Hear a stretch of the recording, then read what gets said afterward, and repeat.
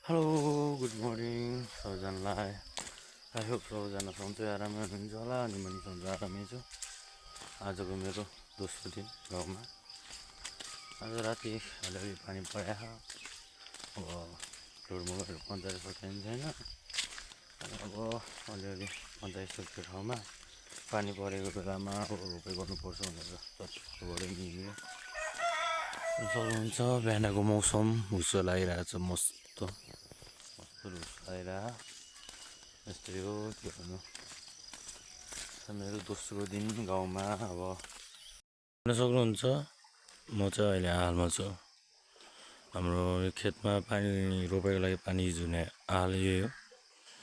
यो त सानो देखिन्छ, त्यही पनि यहाँ पानी अलिक धेरै नै जमिन्छ होइन। अहिले खेतमा आइसकेको छ।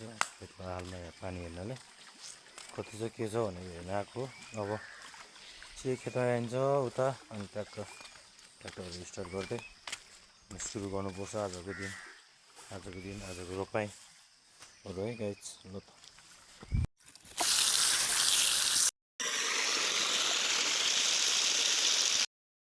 सो फाइनल खेत आइसकेको छ। ट्र्याक्टर लगाएर ट्र्याक्टर स्टार्ट गरिसकेको छ।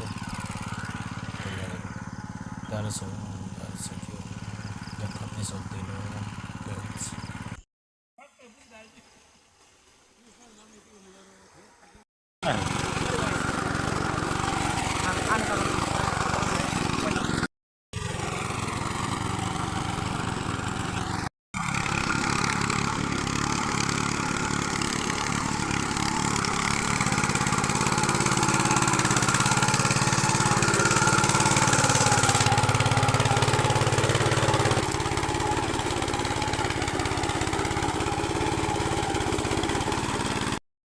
सो फाइनल आजको दिन पनि सक्यो।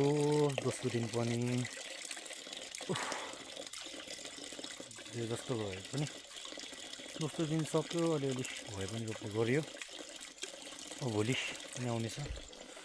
मौसम यस्तो छ, फेरि मौसम मात्रै छ, पानी पर्ला जस्तो।